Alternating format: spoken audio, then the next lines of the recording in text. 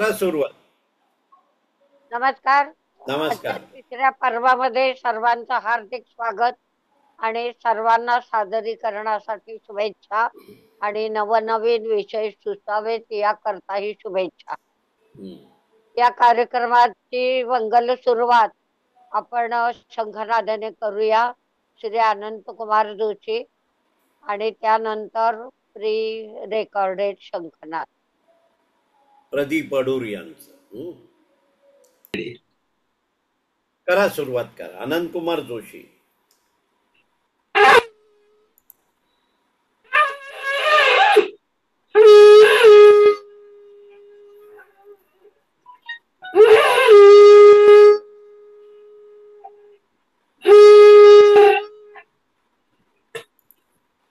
प्रदीप अडूर यांचं pre recorded शंखनाद ऐकूया आपण. बघा किती छान हास्य आहे.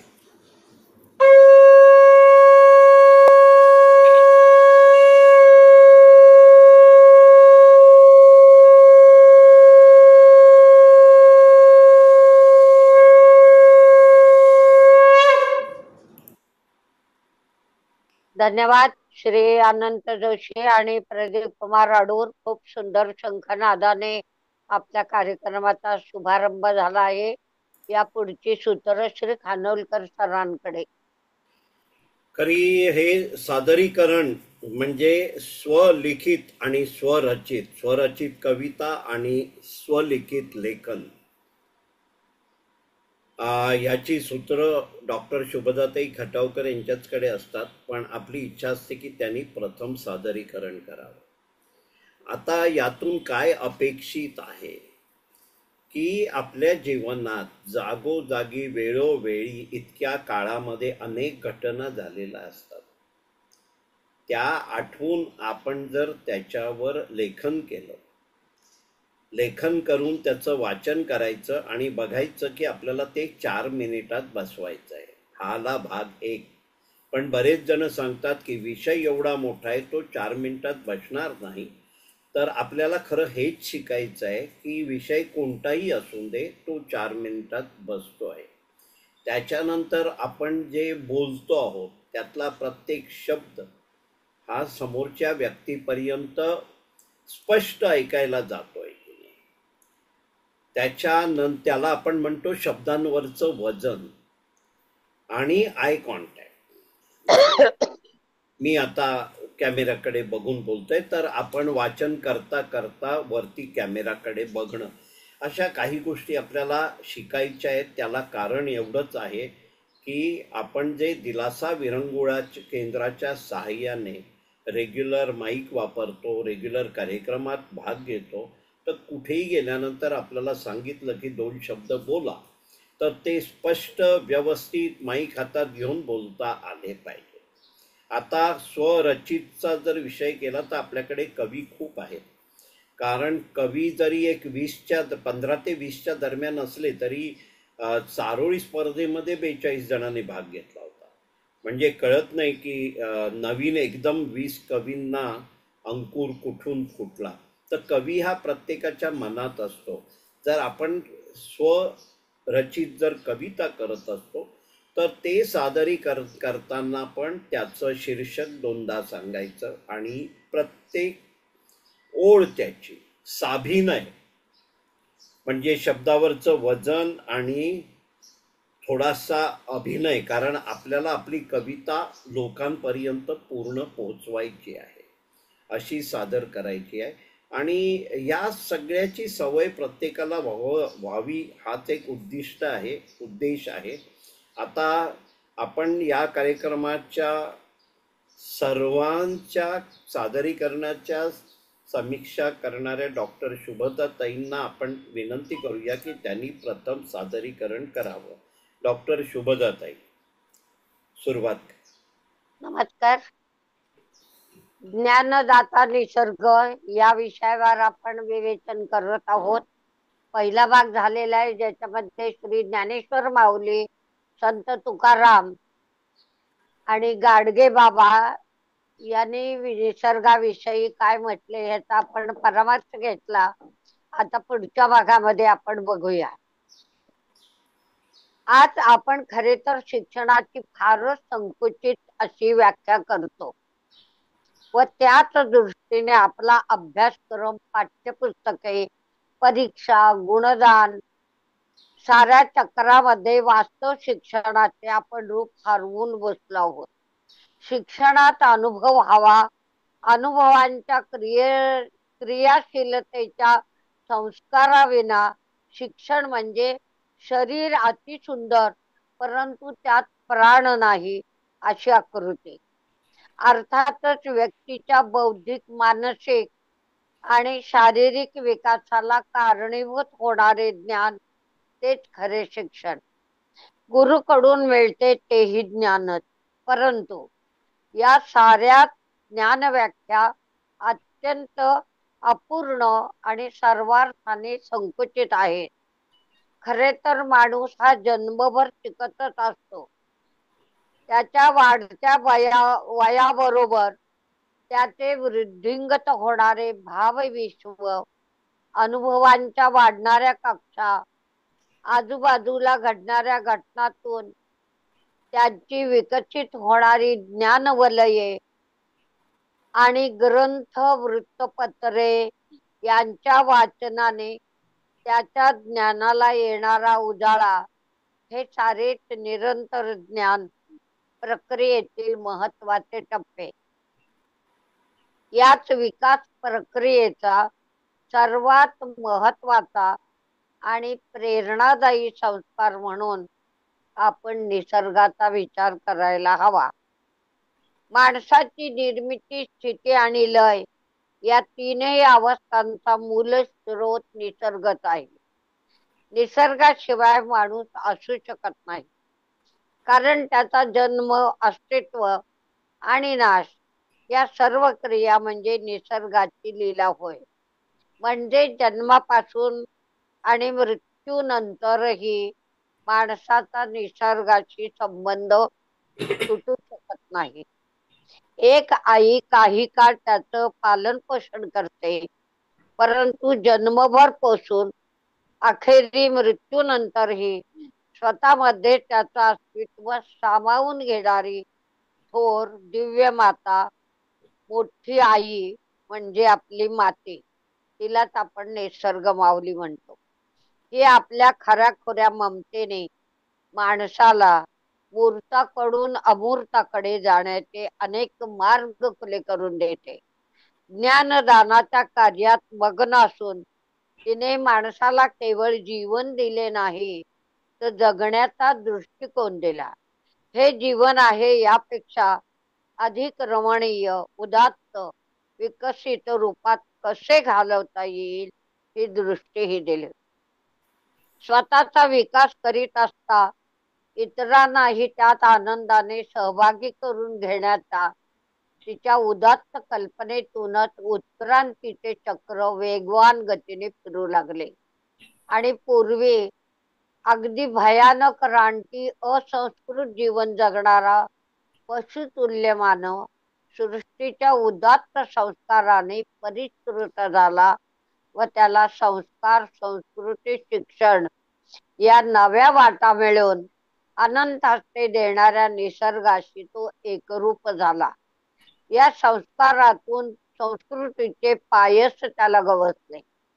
पूर्वीचे त्याचे वणवण भटकणे संपले. निसर्ग त्याला छाया, आसरा, भोजन सर्व काही मुक्त असताना दान करीत होता. माणसाला जो थोडासाच विश्राम लाभला, त्यातून त्याची विचारशलाका अधिक कार्यरत झाली व सृष्टी, निसर्ग, विश्व या सर्वांविषयी त्याचे चिंतन सुरू झाले. जळी स्थळी, काष्टी, पाषाणी अविरत कार्यरत असलेल्या या सर्व शक्तींची त्याने श्रद्धायुक्त भक्तिभावाने मंगल पूजा बांधली. या त्याच्या कृतीमागे केवळ कृतज्ञता नव्हती, ते त्याने गिरवलेला ज्ञानाचा जणू तो श्री गणेश होता. हाच मानवी मनावर उमटलेला, त्याच्या बुद्धीवर कोरलेला निसर्ग या शिक्षण स्रोताचा प्रथम परंतु अविस्मरणीय ठसा होय. याच भरभक्कम अधिष्ठानावर वैदिक संस्कृती जन्मली. आस्थाशील ज्ञान महर्षींना निसर्गाच्या अनेकविध रूपातून व्यक्त होणारा ज्ञान यज्ञ व त्याचे महत्व समजले. कधी श्रद्धेने, कधी भयाने, तर कधी उपयुक्ततेच्या श्रद्धायुक्त कृतज्ञतेतून निसर्गाच्या अनेक रूपातील अनेक गुरूंच्या रूपांची मोहिनी त्यांना पडणे सहज स्वाभाविक होते. कारण वैदिक संस्कृतीचा प्राण होता निसर्गाबद्दल अतिवास्ता आणि निसर्ग सान्निध्याची अनिवार्य ओढ. म्हणूनच या दिव्य काळाला साधीची दिव्य साहित्य लेणी, वेद, उपनिषे, ब्राह्मण, आरण्यक ही निर्माण झाले, जी जगाच्या साहित्यात अजोड ठरली. कारण त्यांची निर्मिती सर्वे सुखिना संतु, सर्वे संतु निरामया अशा पवित्र भावनेने झाली असल्याने व निसर्ग रूपी शिक्षण स्रोतातून ज्ञानदानाची अखंड वर्षात त्यांना लाभल्यामुळे ज्ञानदान आणि ज्ञानार्जन अव्याहतपणे चालू राहिलं. पुढचा भाग आपण पुढच्या विवेचनामध्ये बघू. सर्वांना मनपूर्वक धन्यवाद. वा वा, खूप छान शोभताताई. खूप छान, एकदम खूप छान झालं. मस्त ताई. थँक्यू. खूपच छान, खूप छान ज्ञान. खूप छान. खूप सुंदर. आपल्या समोर आता भारतीताई खानोलकर सादरीकरण करतायत. भारतीताई, सुरुवात करा. नमस्कार सर्वांना. नमस्कार. पूर्वी सगुण निर्गुण हे महाराष्ट्र टाइम्स मध्ये सदर. त्याच्यातला जयंत साळगावकरांचा एक किस्सा लेख मी सांगतेय. मी आमरण ब्रह्मचर्याचे पालन करीन, द्रव्याला शिवणार नाही, मठपती होणार नाही, कमीत कमी गरजा ठेवीन, होईल तितक्या लोककल्याणासाठी, धर्मजागृतीसाठी झटेन. माझ्याकडून हे सर्व भगवंताने करून घ्यावे, तोच करता करविता आहे.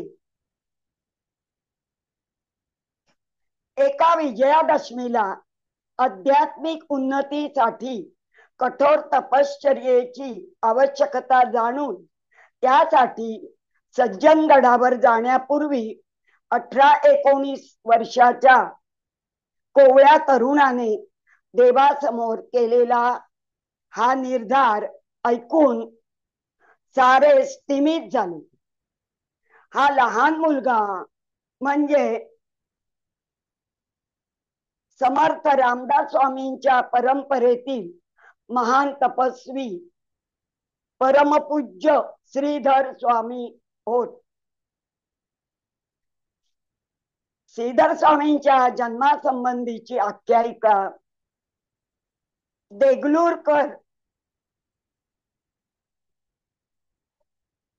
देगलूरकर पत्की घराण्यातील कोणा गृहस्थाने नागाला विनाकारण बंदुकीने ठार केले, गोळी घालून ठार केले. त्या काळी घरचे कुटुंबाचे रक्षण करणारा राखणदार या भावनेने घराच्या आजूबाजूला वावरणाऱ्या नागाकडे पाहिले जात असे.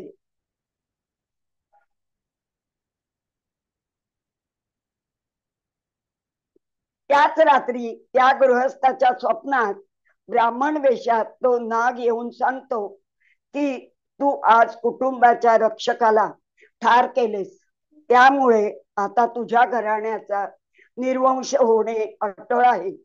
ते ऐकून पश्चात्तापाने तो गृहस्थ नागाची माफी मागतो आणि जरा उशाप देण्याची विनंती करतो. त्यावेळी ब्राह्मण वेशधारी नागाने सांगितले की तुमच्या घराण्यात एक बाल ब्रह्मचारी जन्म घेईल आणि तो आपल्या आचरणाने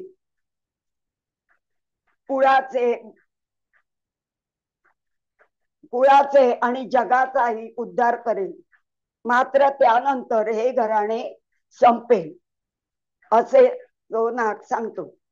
या शापाचे परिमार्जनासाठी नारायण पंत आणि कमळाबाई हे दाम्पत्य गाणगापूर येथे श्री दत्ताच्या सेवेसाठी रुजू होतात. कडक अनुष्ठान करतात आणि पुढे नेमक्या दत्त जयंतीच्या दिवशी चिंचोली या गावी दत्तकृपेने श्रीधरांचा जन्म होतो. वडिलांचे छत्र वयाच्या 3ऱ्या वर्षी तर आईचे छत्र वयाच्या 13व्या वर्षी हरपल्यानंतर नातेवाईकांकडे श्रीधरचे शिक्षण होते. व्यायाम, खेळ, अभ्यास, कीर्तन, श्रवण अशा ह्याने एक सुदृढ तनामनाचे रोप वाढते. पुण्यात आध्यात्मिक शिक्षण घेत असताना त्यांच्या मनाला देशोद्धाराची आणि स्वतःच्या आध्यात्मिक उन्नतीची ओढ लागते. खूप विचार करून ते सज्जनगडची वाट धरतात. तिकडे 2.25 वर्ष वास्तव्यात ते पाणी भरणं, केर करणं, कचरा काढणं, वेळी प्रसंगी स्वयंपाक करून जेवण वाढणं, पंक्ती वाढणं अशी पडतील ती कामं विना तक्रार आणि हसतमुखपणे स्वामी करतात. आणि हे करत असताना मनात सतत राम नामाचा जप, नामस्मरण चालू असे. मात्र गडावरील काही अधिकारी हे त्यांना फार त्रास देऊ लागतात. ते गडावर त्याला सेवा करण्याला प्रतिबंध करतात आणि भिक्षा मिळू नये म्हणून प्रयत्न करतात. आणि याचा त्या श्रीधर स्वामींना त्रास होत असला तरी श्रद्धा ढळू न देता ते पहाटेपासून साधना करू लागतात. आणि माधुकरी न मिळाली तरी घाणेरीच्या बिया आणि निवडुंगाची बोंडे खाऊन राहतात.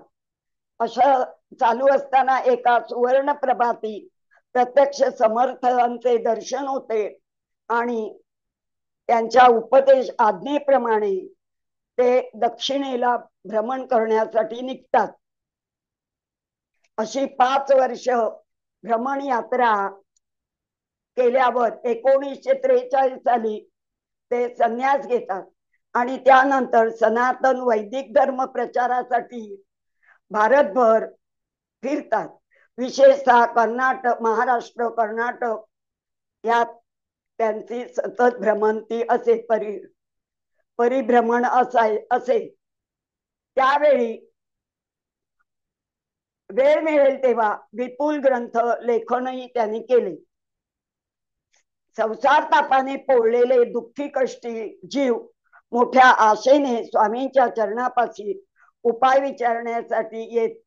प्रत्येकाला मार्गदर्शन बोलून, काहींना उपाय सांगून दुःखितांच्या मनावर फुंकर घालणे हा स्वामींच्या रूपाने, अशा प्रकारे स्वामींच्या रूपाने प्रत्येकाला वात्सल्य सिंधू आईच मिळाली होती. संन्यासात नंतर अविरत 20 वर्ष हे त्यांचं चालू होतं. पण पुढे लोकांची गर्दी एवढी वाढली की त्यांना दैनंदिन अनेकांसाठी वेळ मिळेना. अखेर त्यांनी दृढ निश्चय केला आणि ते वरदळी कर्नाटकात एकांत वासासाठी निघून गेले आणि तिथे त्यांनी मौनही स्वीकारले, मौन व्रत घेतले. श्रीधर स्वामींच्या आचार विचारात अंधश्रद्धेला किंवा एकही चमत्काराला वाव नव्हती. एकीकडे कडक वैराग्य, दुसरीकडे प्रेमळ वृत्ती आणि समोरच्याच्या मनातील प्रत्येक गोष्ट न सांगता त्यांना कळत होती. स्वामींच्या सहवासात आलेल्या प्रत्येक जण तृप्तीने धावून निघत असे. त्यांची दिव्यानुभूती, याची दिव्यानुभूती अनेकांनी घेतली.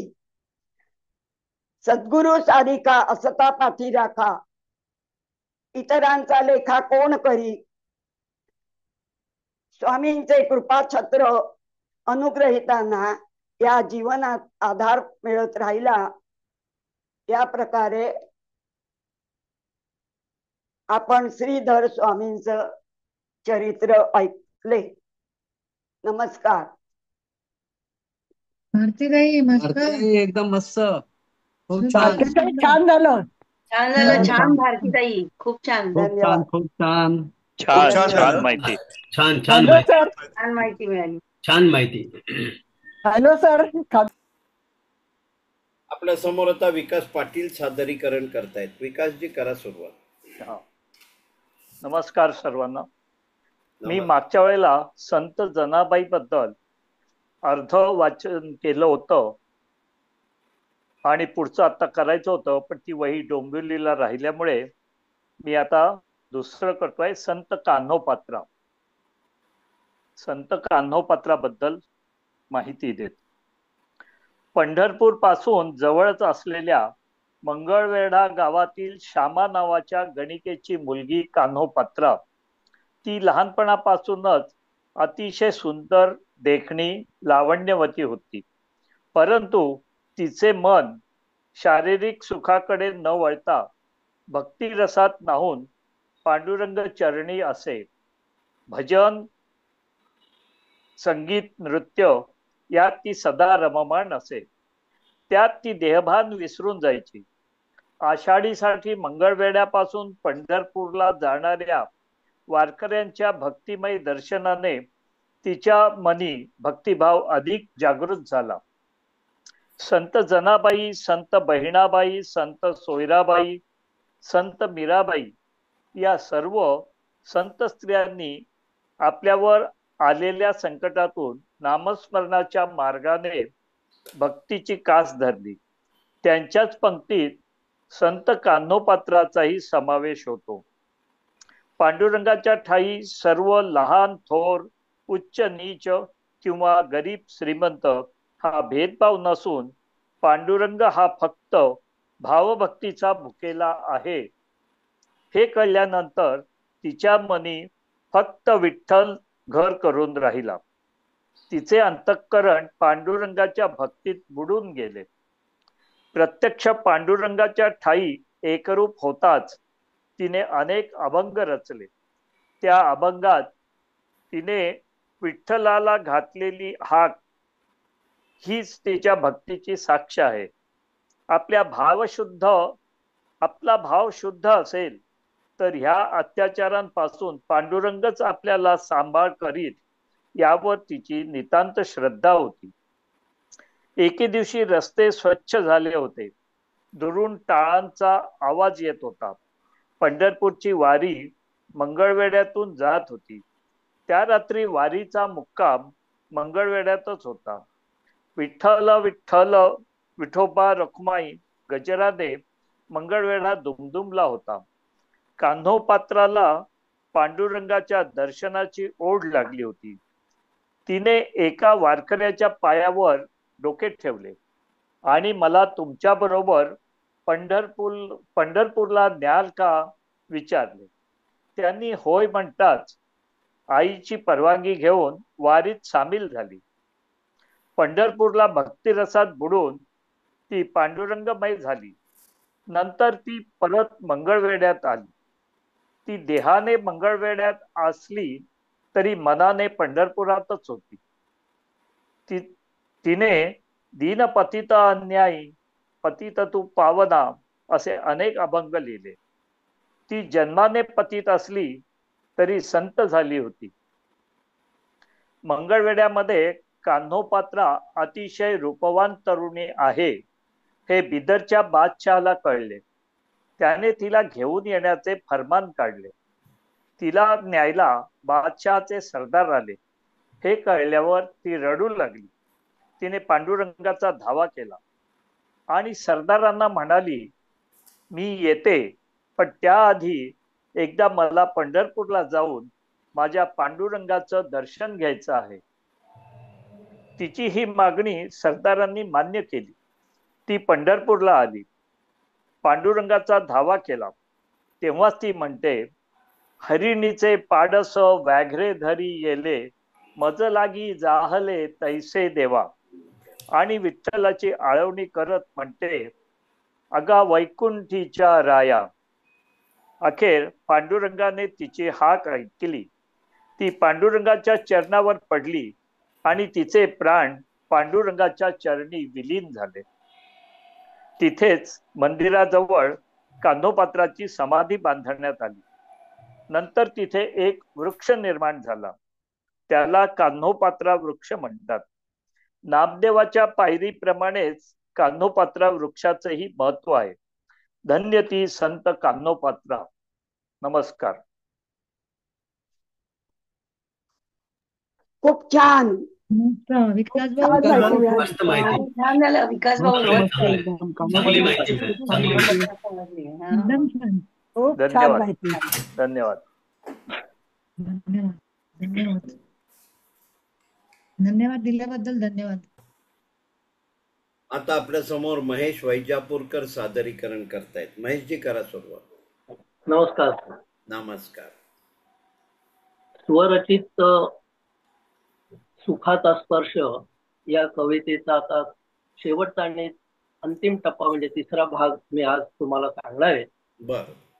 कारण मी आजपर्यंत कवीने खूप वर्णन केलेलं आहे. परमेश्वराने निर्माण केलेल्या या सुंदर अशा निसर्गामध्ये तिचा रूप कसं असेल, हसरे निरागस हे रूप, पहाटेच्या सूर्याच्या किरणांच्या गुलाबी छटा, मंदिरातून येणारा घंटेचा नाद, वेलीवरच्या नाजूक फुलांसारखा, त्या शांत देवाच्या मूर्तीसारखा, मंद गार वाऱ्याचे झुळक, अशा अनेक निसर्गाच्या माध्यमामधनं मी कवीने त्याचा शोध घेण्याचा प्रयत्न केलेला आहे. तो सुखाचा स्पर्श.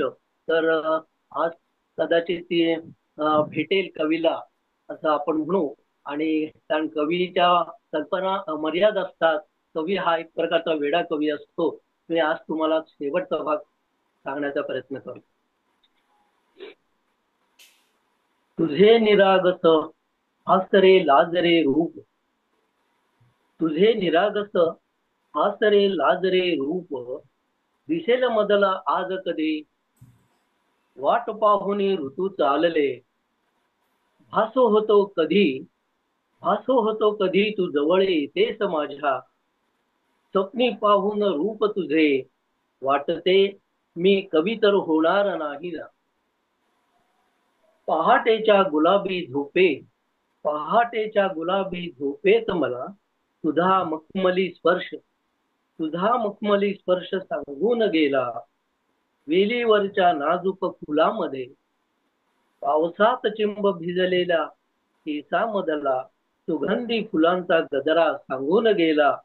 सुखाच्या स्पर्शाने तू मला आज दिसेल, मी कवी तर होणार नाही ना. कोमल निळे, कोमल निळे हासरे डोळे तुझे, सांगतात मला तू हसत राहा, सांगतात मला तू हसत राहा. मला जीवन मिळण्याकरता, मला जीवन मिळण्याकरता मी एकटा प्रवास करूनही थकलो, मी एकटा प्रवास करूनही थकलो. जिणे एकटे जाचक झाले, आता तरी भेटून जा, आता तरी भेटून जा. तुझे निरागस हासरे रूप पाहता, तुझे निरागस हासरे रूप पाहता, होता सुखाचा स्पर्श, होता सुखाचा स्पर्श, तू माझी होशील का. मी कवी तर होणार नाही ना, मी कवी तर होणार नाही ना, असं कवी म्हणतो. आणि मग अखेरचे असे त्याला जेव्हा ती भेटते तेव्हा तो म्हणतो, अखेरचे येतील माझ्या एक शब्द उठी, लाख चुका असतील केल्या केली पण प्रीती. वा वा वा वा. छान छान झालं. छान. खूप छान. सुंदर सुंदर छान कविता आहे. छान छान.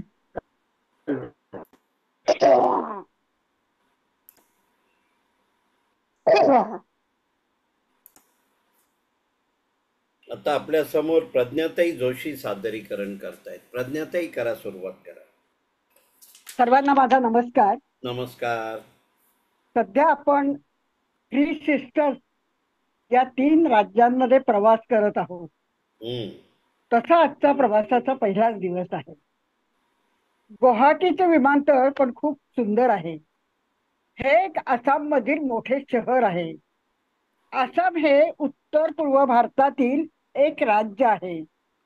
आसाम वन्यजीवन, पुरातात्विक स्थळे आणि चहाच्या वृक्षारोपणासाठी ओळखले जाते.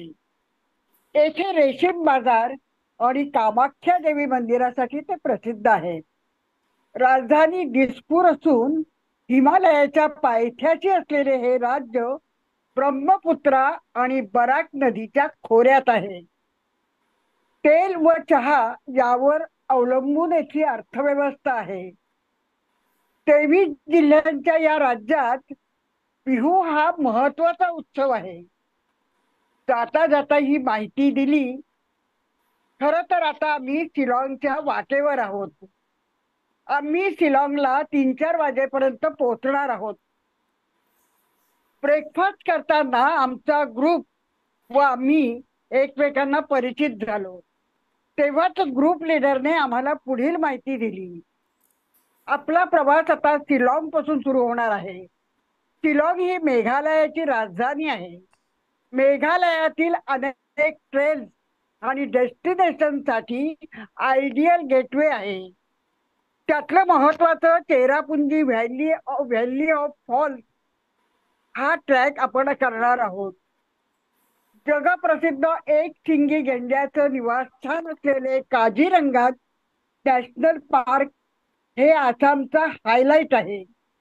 अरुणाचल प्रदेशामध्ये निसर्ग सौंदर्याचा आस्वाद आविष्कार असलेले बोमडिला, भारतातील चायना बॉर्डरच्या सर्वात जवळचे तवांग आणि हॉट वॉटर स्प्रिंग होस्ट करणारे दिरँग या डेस्टिनेशनला भेट देणार आहोत. आणि परतीला गुवाहाटीला सिटी एक्सप्लोअर करणार आहोत. तर चला मग कुठेही न बघितलेले निसर्ग सौंदर्य बघायला, जगात लपलेल्या डोंगरात स्वतःला शोधायला, अर्थात आपल्या फॅमिली बरोबरच्या एका संस्मरणीय सहलीला, थ्री सिस्टर्सला. आम्हीही आनंदाने जयघोष करत कारमधल्या आमच्या सीटवर जाऊन बसलो आणि सकाळी 9:30ला आमचा शिलाँगला जाण्याचा अत्यंत सुखद असा प्रवास सुरू झाला. या ठिकाणी आपण थांबूया. पुढील भागात आपण आता मेघालयात जाणार आहोत. वा वा, धन्यवाद. छान छान. तुमच्या बरोबर आम्ही पण जात राहू. छान माहिती, छान. मस्त. खूप छान, खूप छान.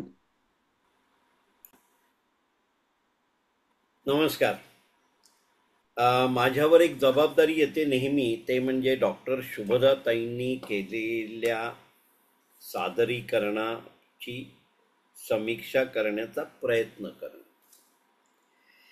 ज्ञानदाता निसर्ग हा त्यांनी दुसरा भाग यावेळेला घेतलाय. मागच्या भागामध्ये निसर्गाचा आधार देऊन ज्ञानेश्वर, तुकाराम आणि गाडगे महाराज आपण बघितले.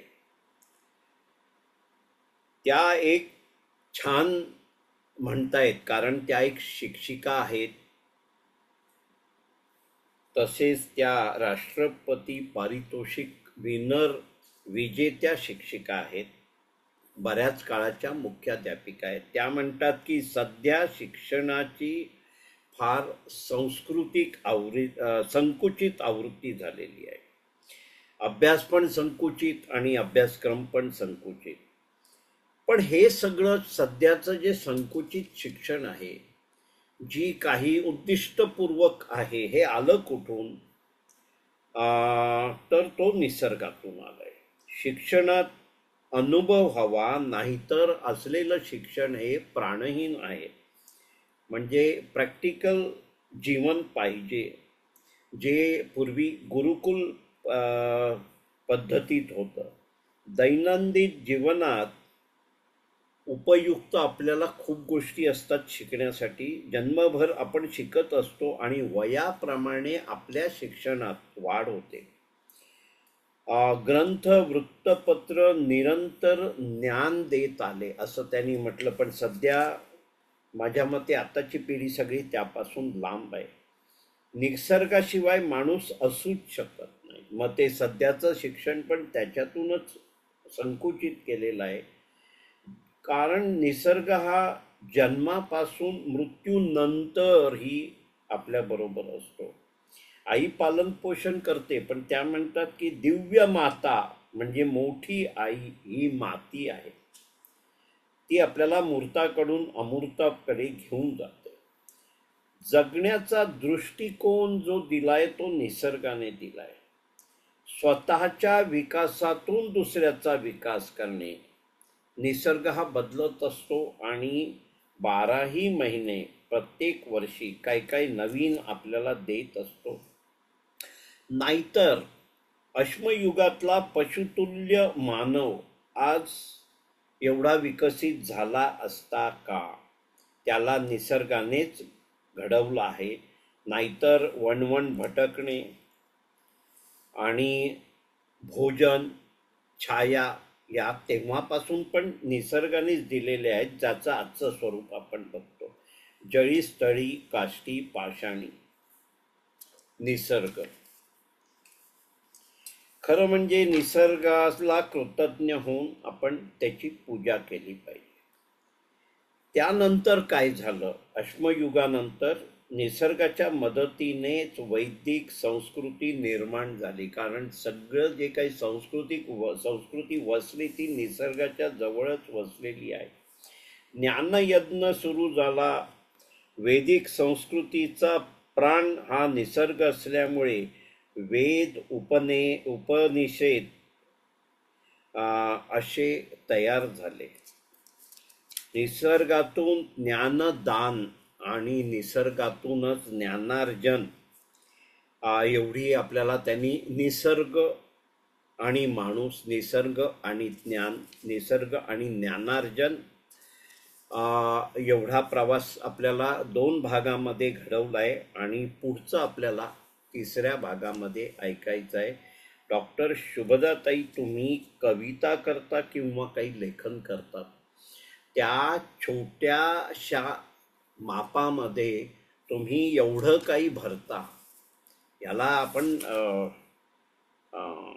काय म्हणणार, सारांश पण म्हणता येत नाहीये. कारण त्याच्या प्रत्येक शब्दामध्ये एक विस्तीर्ण अर्थ असतो आणि आम्ही त्यामुळे आमचे कान समृद्ध होतात आणि आम्ही समृद्ध होतो. तुमचे खूप खूप आभार आणि देवाने तुम्हाला भरपूर क्षमता देवो आणि तुमच्याकडून इतरांपर्यंत अशा काही गोष्टी पोहोचाव्यात याच्यासाठी परत शुभेच्छा आणि मी इथे थांबतो. प्रयत्न आहे हा आणि प्रयत्नाने नरकाचे नंदनवन होते असं म्हणतात.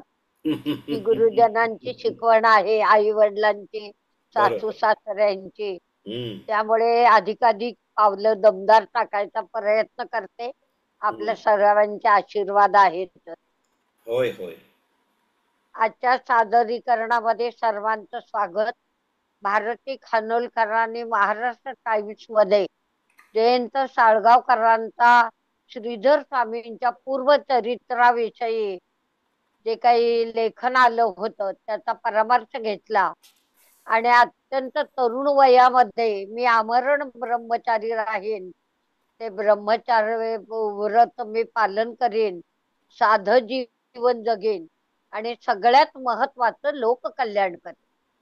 साधू संतांच्या मध्ये जर काय शिकायचं असेल आपल्याला तर स्वतःच्या देहाचा, भावनांचा, हवा नको याचा काहीही ते विचार करीत नसतात.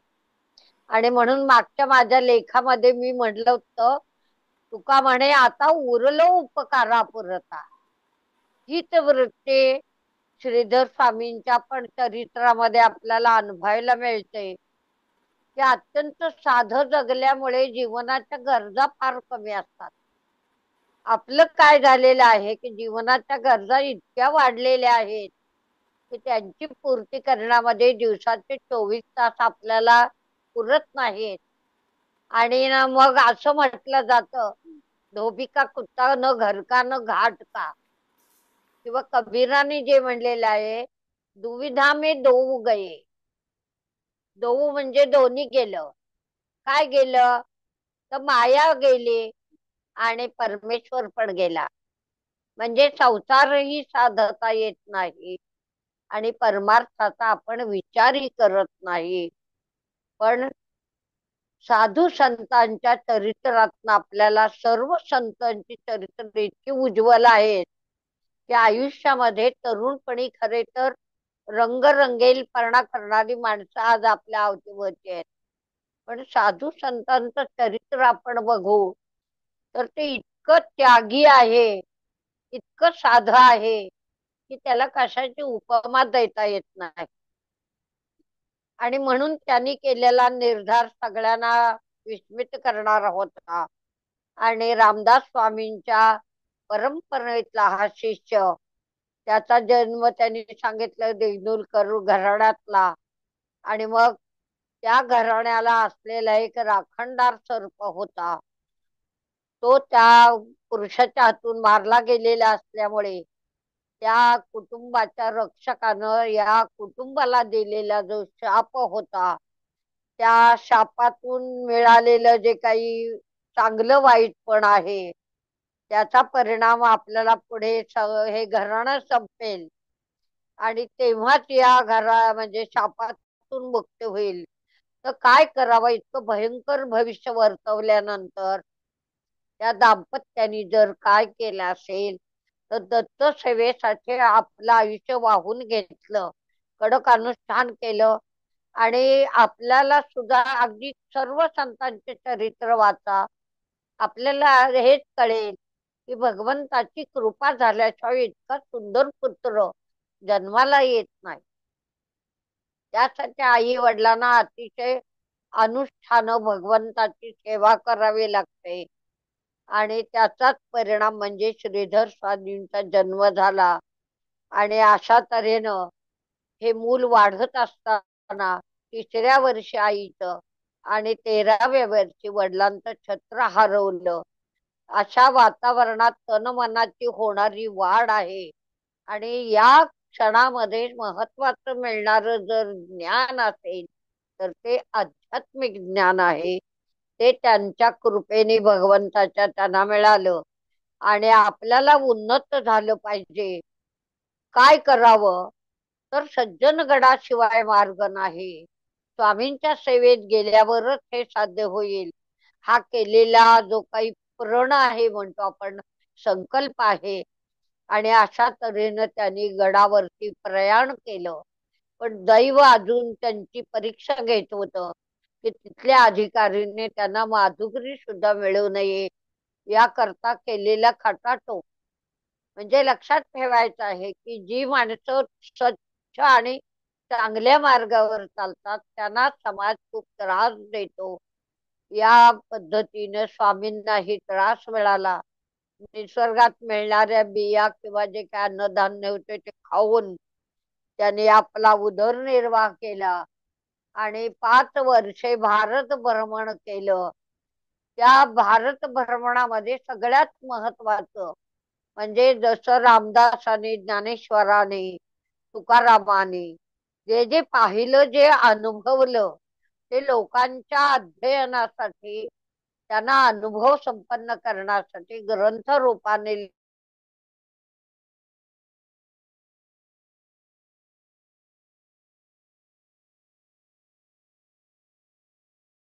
सुख समाधान मिळालं. आणि आपल्याला मिळालेल्या सुख समाधानाचा प्रयोग त्यांनी आपल्या चरणी येणाऱ्या भक्तिभावानं नमन करणाऱ्या लोकांच्या सेवेसाठी वापरला. आणि इतकं परिस्थिती झाली की इतके लोक येऊ लागले की दैनंदिन जगण्यासाठी सुद्धा वेळ नाही. आणि म्हणून शेवटी त्यांना कर्नाटकामध्ये गुप्त स्थितीत राहावं लागलं, मौन व्रत स्वीकारावं लागलं. आणि कुठलाही चमत्कार करायचा नाही, कडक वैराग्य एका बाजूला म्हणजे मृदुनी कुसुमादपी कठोर म्हणजे व्हायचं आहे आणि मृदू पण व्हायचं आहे. लोकांच्या मनातल्या भावना समजायच्या आहेत. प्रत्येकाला ज्ञान देऊन संपन्न करायचं आहे, आनंद द्यायचा आहे आणि गुरुबद्दलची आस्था त्यांच्या मनात निर्माण करायची आहे. हे अत्यंत कठोर काम त्यांना करावं लागलं. पण आपण भाग्यवान आहोत की भारतीय संस्कृतीला चणे खावे लोखंडाचे तेव्हा अत्युच्चपदी नाचे हा अनुभव घेणारे हजारो माणसं आज आपल्या पाठीशी आहेत. त्यांचे विचार, त्यांचे ग्रंथ आपल्याला मार्गदर्शन देतात. म्हणून आपल्या कुठल्याही संकट समयी आपण निर्धास्त असतो की तू भिवू नकोस, मी तुझ्या पाठीशी आहे. हा आशीर्वाद आपल्याला मिळाला. खूप चांगलं चरित्र खानोलकरताईने आपल्यापुढे सादर केलं. त्याबद्दल त्यांचं अभिनंदन आणि पुढील लेखनासाठी शुभेच्छा. विकास पाटलांनी मागच्या वेळेला संत जनाबाईंचं चरित्र सांगितलं होतं, पण आज ते म्हणाले मी डोंबिवलीत आल्यामुळे मला संत कान्होपात्रे बद्दल सांगायचं आहे. बरंच झालं की आपल्याला संत कान्होपात्रा पण कळल्या. पंढरपूरच्या जवळ असलेल्या मंगळवेढा गावामध्ये श्यामा नावाची जी नर्तकी होते, अतिशय लावण्य होते आणि राजासारखं तिचं असलेलं तेज, राजवाडा आणि भगवंतानं तिच्या पोटी ही कान्होपात्रा नावाची अत्यंत लावण्यवती मुलगी दिलेली. आता वैभवात वाढत असताना आध्यात्मिकतेकडे झुकणं हे अतिशय कठीण व्रत कान्होपात्रेंनी घेतलं होतं. त्यामुळे तिला दैहिक सुखापेक्षा आध्यात्मिक सुखाचे आणि भगवंताचं जे काही वेड लागलं त्यातून नर्तन गायनाचे आणि अभंग रचण्याची तिला प्रेरणा मिळाली. पण आपल्याला माहित आहे की जगामध्ये जे सुंदर असतं त्याच्यावर दुष्ट लोक टपलेले असतात आणि असाच गावचा जो मोठा ज्याला आपण नगरसेवक म्हणू मोठा असा तिच्या मागावर टपलेला होता आणि त्यानं तिला ती मागणी घातल्यानंतर कान्होपात्रेच्या मनामध्ये भयंकर असं दुःख दाटलं. तिने भगवंताची आराधना केली. दिवसभर त्याचे चरण सोडले नाहीत आणि काय करू, कुठे जाऊ, तर भगवंतांनी तिला वाट दाखवली की वारकऱ्यांबरोबर तू पंढरपूरला ये, तू तिथं आलंस मी तुझं सगळं संगोपन करेन. आणि मग ती पंढरपूरला गेली. पण तिथे ही वाईट दृष्टी तिच्यावरून दूर झाली नाही. बादशहानं तिला जिवंत पकडून आणण्याचं फरमान काढलं. ते तिच्यापर्यंत पोहोचलं. ते लोकही शस्त्रधारी तिच्यापर्यंत पोहोचले. पण कान्होपात्रेला माहित होतं एक विठ्ठलच माझं रक्षण करेल आणि म्हणून तिने नको देवराया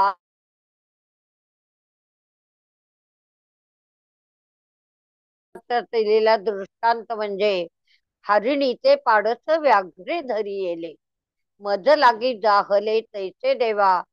आणि अशा टाहो फोडून की भगवंताचा जेव्हा धावा करत होते त्यावेळेला आकाश दाटून आलं, प्रचंड पाऊस पडू लागला आणि सगळं मंदिर सुद्धा जलमय झालं. की कोणी म्हणतं ती त्या पाण्यात वाहून गेली, तर कोणी म्हणतं भगवंताच्या चरणावर तिनं डोकं ठेवतात भगवंतानं तिची आत्मज्योती आपल्या ज्ञानज्योतीमध्ये दिव्य ज्योतीमध्ये समर्पित करून घेतली. आजही आपण पंढरपूरला गेलो तर भगवंताच्या उजव्या अंगठ्यावरती एक ठसा आपल्याला दिसतो. तो ठसा दुसरा तिसरा काही नसून कान्होपात्रेंनी दणकन आपलं डोकं विठ्ठलाच्या पायी आपटलं. त्या डोकं आपटल्यामुळे भगवंताच्या पायाला पडलेला तो ठसा आहे. अशी थोर व्यक्तिमत्व आपल्या संस्कृतीत होते आणि आजही आपल्याला आजूबाजूला बघायला काही मिळतात. आपण त्यांच्यापासून नम्रपणाने शिकूया आणि आपलं जीवन चांगलं करूया. विकास पाटलांना मनपूर्वक अभिनंदन आणि आभार. त्यानंतर वैजापूरकरांनी स्वरचित कवितेचा तिसरा भाग आपल्यापुढे सादर केला की आध्यात्मिक हा जो काही स्पर्श आहे, मंदिरामध्ये असलेली घंटा, मंदिरातलं वातावरण, मंदिराचा आपला पायानं होणारा स्पर्श, हा ज्याचा त्याने अनुभवायचा आहे. आणि ज्या वेळेला ते अनुभव आपल्या अंतःकरणातून मस्तकापर्यंत पोहोचतात, हृदयाला साद घालतात, तेव्हाच काहीतरी चार शब्द आपल्या हातून लिहिले जातात. तशीच ही एक कविता, की ह्या जीवनावर प्रभाव टाकणारी, तुझं हे निरागस रूप, तूच खरा आहे, तूच स्वप्ने आहे, तूच सर्वत्र दिसतो आहे, ही गुलाबी पहाट, तुझा नाजूक स्पर्श, फुलांचं फुलणं, तुझं कोमल निळ हसणं, आणि भगवंतानी हसत राहावी सुंदर केलेली कल्पना. कारण त्यांचं म्हणणं आहे की या जीवनाचा प्रवास क्लिष्ट आहे, अत्यंत संघर्षशील, कोरडा आहे. त्या वेळेला यातून पार होण्याकरता भगवंता तुझं निरागस हास्य सदैव आमच्या समोर राहू दे, आणि त्यातून आमच्या जीवनाला प्रेरणा मिळू दे. आणि अशा तऱ्हेनं केलेली ही एक छान कविता. हे नवविधा भक्तीचं शेवटचं रूप आहे, शरणागती. भक्तीचे 9 प्रकार, त्यातली शेवटची भक्ती म्हणजे शरणागत जाणं, की आता तुझ्यात सामावून घे, माझं वेगळं अस्तित्व ठेवू नकोस, मला वेगळं राहायचंही नाही, आणि हा वियोग मला सहन होत नाही. तेव्हा भगवंता तू मला तुझ्यात सामावून घे. आणि शेवटी त्याने एका सुंदर कवितेच्या गाजलेल्या ओळींनी त्या कवितेचा समारोप केला. लाख चुका केल्या पण केली पण प्रीती. म्हणजे आयुष्यामध्ये आपण खूप चुकतो, पण कुणावर तरी निरागस प्रेम करतो, हे प्रेम आपल्या उपयोगी येतं. प्रेमामध्ये मोठी ताकद आहे, प्रेमामध्ये जादू आहे. हे सगळं आज त्याने आपल्याला सांगितलं. त्यांचंही मनपूर्वक कौतुक आणि आभार. प्रज्ञा जोशींनी पण 3 राज्यांच्या प्रवासामधलं आज गुवाहाटीचं सुंदर चित्र आपल्यापुढे उभं केलं. चहाचं वैशिष्ट्य आपल्याला सांगितलं. कामाक्षीचं मंदिर, हिमालयाच्या पायथ्याला 2 नद्यांच्या पायथ्याशी वसलेलं हे शहर, आणि निसर्ग राजाकडे होणारी त्यांची जी वाटचाल होती, प्रेक्षक ग्रुप कसा एकरूप झाला. सगळ्यात महत्वाचं हे आहे की आपण वेगवेगळ्या घरातून प्रवासाला जातो, पण एखादी गोष्ट बघत असताना आपली सगळ्यांची मनं एकत्र होण्यासाठी तिथे जी काही आपल्यावर प्रक्रिया केली जाते, आणि जो निसर्ग दाखवला जातो, जी दिव्य स्थळं दाखवली जातात, त्यांचे प्रभाव आपल्या मनावर पडून आपलं वेगळं मन राहतच नाही. आपल्या सर्वांचं एक मन होऊन जातं, की ते ताकद त्याने हिमालयामध्ये, मेघालयामध्ये, शिलॉंग मध्ये अनुभवली, चेरापुंजीचा पॉइंट पाहिला, आणि हे सगळं आपल्यालाही बघायला नेलं. आणि स्वतःला शोधा म्हणतात त्या सगळ्यात महत्वाचं. आणि जयघोषाने कारमध्ये केलेला प्रवेश, सुखकर शांततेत झालेला प्रवेश, आणि सगळ्यात महत्वाचं देशाटन केल्यानं मिळणारं ज्ञान, मिळणारा अनुभव, मिळणारा आनंद, मिळणारी मनःशांती, मैत्री आणि सहवास, हे सगळं अविस्मरणीय असतं. हे पुन्हा पुन्हा आपण अनुभवलं. खूप छान वाटलं. वेळ खूप छान गेला. खूप छान ऐकायला मिळालं. असंच छान छान ऐकायला मिळू दे. सर्वांचं पुनश्च अभिनंदन आणि कौतुक. सर्वांना शुभेच्छा.